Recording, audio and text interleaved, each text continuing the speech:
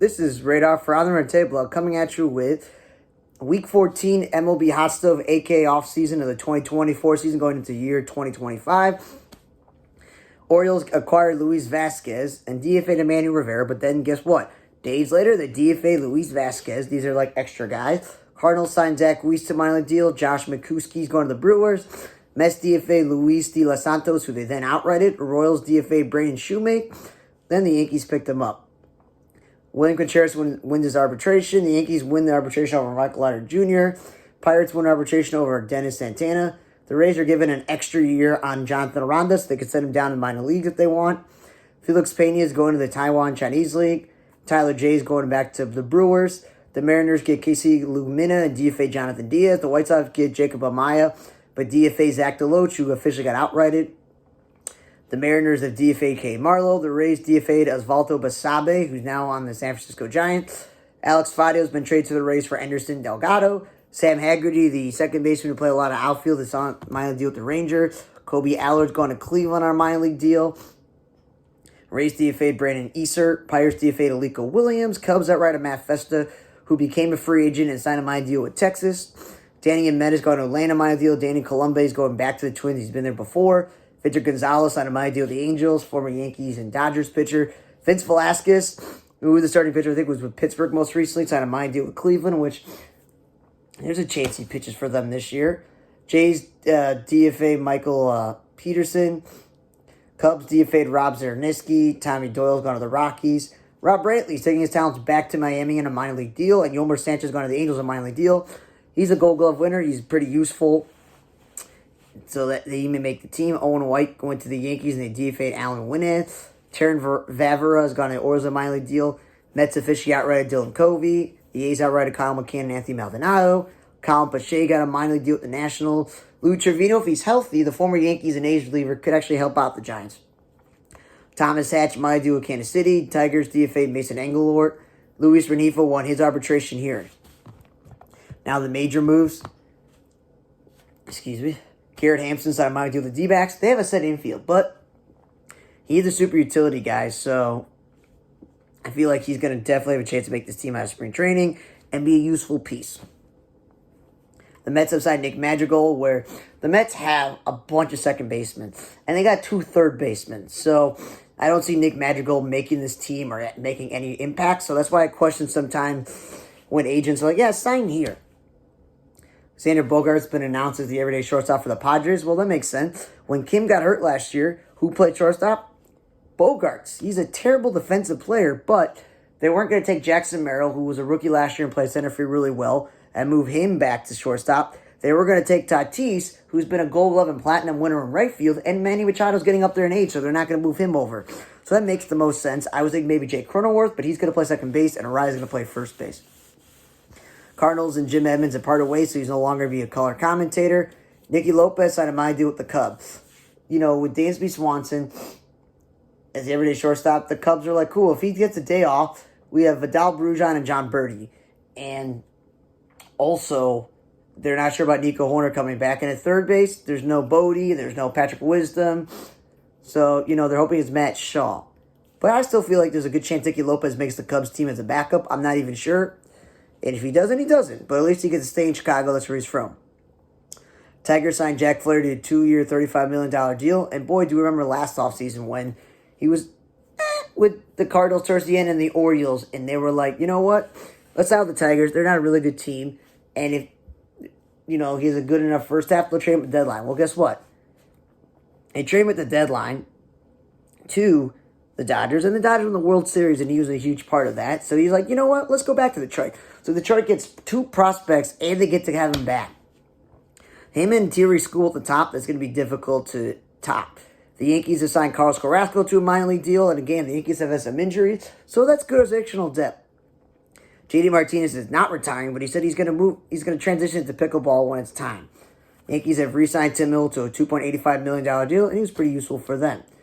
They announced in this year's MLB The Show there'll be metal bats and college teams and road to the show, so look out for that. Billy Wagner's getting his number 13 retired by the Astros this year, and my question is, do you have to wait till Major League Baseball puts a guy in the Hall of Fame in order for you to retire the number? If you want to retire the number, retire the number. Orioles, have signed Lamar Laureano to a $4 million deal. I'm surprised it's a major league deal because they just signed Dylan Carlson. They got Kjerstad, they got Kauser, they got Mullins, and they just signed Tyler O'Neill. So I was like, they have way too many outfielders, but it looks like he's going to be one of the many backup outfielders. Diamondbacks have re-signed Randall Grichuk. I didn't write down the specifics. I just wrote million. I don't know what that is, but that's good to have him as a backup outfielder in DH. Nick Ahmed signed my deal with Texas, and when Corey Seager always seems to miss time, it's a good defensive guy to have around. Cubs have picked up Ryan Brazier, who the Dodgers somehow DFA'd, even though he had a good ERA for them. That will definitely help the Cubs bullpen. Twins have signed Harrison Bader to a $6.25 million deal. We all know this. Byron Buxton can't stay healthy. Alex Kirilloff retired. And no offense to Larnach and Wallner. Oh, that's really that exciting. At least we know with Harrison Bader, he's a great defensive outfielder. Elvis Andrus is going into the Rangers Hall of Fame, so congratulations to him. Brandon McDaniel's been added to the Dodgers Major League coaching staff. Ben Gamble signed with the Astros. Again, I'm surprised he got a Major League deal. But with Kyle Tucker gone, they're going to give Chas McCormick the everyday right field job, and we know that Jake Myers will be in center field. And I still will say this, it's best for Yordan Alvarez going forward if he doesn't play the outfield. So Ben Gamble will be a useful backup outfielder. Angels have extended the lease with their ballpark to 2032. Bad news for Avi Garcia. He's out for the season with a fractured disc injury and a surgery in his lower back, so he's not going to sign with anyone. Big news is the Mets re-signed Pete Alonso to a 2-year, $54 million deal. A, he didn't get the long-term deal that he wanted, and B, the Mets get to have him, and they already have Juan Soto in their lineup with Francisco Lindor and Mark Vientos and Francisco Alvarez. So it's going to be a really, really good lineup. I'm sorry that Pete Alonso didn't get the deal that he deserved, but it is what it is. The Mets are just definitely a good team. Pirates have signed Tommy Pham to a $4 million deal. And I will say this. Brian Reynolds, O'Neill Cruz, and Sawinski and Andrew McCutcheon. I didn't think that was a bad outfield, but where's Tommy Pham going to get it back? And they brought in Madden Frazier. So are they just going to platoon guys? I have no idea. And Yohan Moncada got a $5 million deal with the Angels, and we all know this. Anthony Rendon never stays healthy. So that's a really good move for them. Padres, John Steeler has been approved as the control person, so because we all know the owner died, and they're like, we don't know what's going to happen.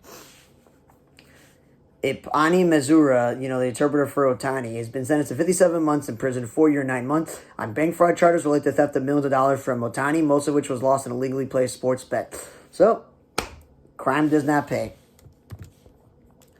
Now then, Major League Baseball has fired umpire Pat Holberg for sharing betting accounts with a friend who bet on baseball, even though there's no evidence that the umpire himself betted on games or manipulated any things he worked. But he also deleted messages essential to Major League Baseball's investigation, so that's not good. So, hit the road, Jack. Buster Posey is bringing in a bunch of former teammates into camp this year, which is cool. You get Yasmaro Petit, Santiago Castillo, Javier Lopez, and Jeremy Affeldt, the relievers. Dave Righetti was a coach with them for a while. All-star JT Snow. Marco Scudero was a huge part of one of the World Series teams, which are really one of the greatest shortstops in history. Joe Panik was an important part. Jeffrey Leonard. Hunter Pence was an all-star. And starter Ryan Vogelson, so that's not a bad mix of guys. And the Orioles announced that we wearing orange pants this year, so look out for the photo on the internet. Barry Larkin is trying to get a group to get a franchise in Orlando, based on the fact that that has the title of Emily and Bassburg with the Dreamers. The late former executive of the Orlando Magic, Pat Williams, had co-founded the Dreamers in 2019, never got the team there. Obviously, he passed away last year. I feel like the best decision would be with the way that the issues in Tampa Bay where the stadium got destroyed, and that's going to delay the start of the new stadium because they need the money for the new stadium and also for the current stadium, and that they're playing in a spring training complex minor league team in Tampa Bay itself, that maybe just move the Rays to Orlando if they really want a team. Just saying. Major League Baseball has come out with spring training hats. I'll say the Cardinals hat is pretty simple, red with a cardinal bird and a bat. The Rangers is a nice light blue with a T. Phillies are blue with the blue bell, which again, I like the alternative logo. A's are yellow and green with a green A, makes sense. The Cubs are 2 shades of blue with a walking cub. Not bad. Giants are black and orange with the San Francisco and black. The Astros are 2 shades of orange with the Astro Houston logo. Blue Jays are 3-tone, blue, blue, and white with the Blue Jay. The Brewers are blue and a dark blue and a yellow with the Paw glove. Cleveland is all red with the Guardians logo. The Yankees have two, a pinstripe one and a gray one. I don't know why they need two. The White Sox are all gray with a black socks, kind of ugly. The Royals have a nice powder blue with the dark blue with the white KC. Atlanta has like a black almost with the red for the A. And the Red Sox have a white B, which is kind of weird with the red and black hat. Marlins have the light blue and black with the Marlins logo. The Orioles have a orange with the black and the black lettering for the O's. The Rays have the sunshine with the yellow and blue. The Mariners, I like turquoise with a little bit too bright with the Mariner at the black. Pirates are all yellow with the brown. San Diego. The Mets have an interesting one. It's orange and blue, and Mr. Mets on there in sunglasses. So that's interesting. The Angels look like the regular hat, all red with the Angels logo. The Rockies are all purple with the CR logo. I like the Tigers orange with the actual tiger. The Twins have the new Minnesota dot thing, but red and black. Washington's like all black with a blue W. It's kind of weird. The Dodgers got a cursive white D, which is not bad with the blue. The Reds are the usual Reds hat, all red with the white C. And the D-backs have turquoise hat with the snake with the baseball. So some are good and some are bad. Now, rest in peace to Don Sechrist. He passed away at the age of 80. 0-1 record, 5.93 ERA, and 32 strikeouts. Played for the White Sox. Rest in peace to him. Rest in peace to John Felsky, former player, coach, manager, who passed away at 82. He had 1 home run, 9 RBIs, had a 190-194 managerial record, and a 135 batting average. He played for the Cubs and Brewers. Managed the Phillies for a few years and coached for the Blue Jays and the Phillies. So rest in peace to him. Rest in peace to Faye Vincent, the former entertainment lawyer and securities regulator towards executive service, the 8th commissioner of baseball. Has passed away at the age of 86. We all know he's the one that banned Pete Rose. And now that he and Pete Rose are both dead, when are you going to let Pete Rose in? That's the real question there. He took over when Giamatti died. And then he was also the commissioner during the World Series that had the earthquake, the lockouts, and George Steinbrenner being banned from the game.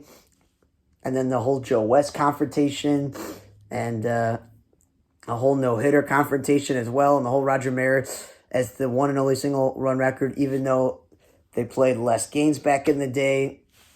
So there's a lot of controversies within not just Pete Rose. But rest in peace to him. Rest in peace to Richard Dower, the former second baseman and third baseman, with a 257 lifetime average, 43 homers, and 372 RBI. He played his whole career with the Orioles where he won a World Series and is in their Hall of Fame. He coached for Cleveland, Kansas City, Milwaukee, Houston, and Colorado, where he won his other World Series with the Astros in 2017. And I will say this, the fact that he covered from emergency brain surgery, it's pretty impressive to live this long after that. So rest in peace to Richard Dower. Thanks for listening to MLB Hotstove Week 14, a.k.a. the offseason ending of 2024, going into this year's 2025 season. So obviously it was Week 14. For the Random Topic, I'm Raider. See you guys next time.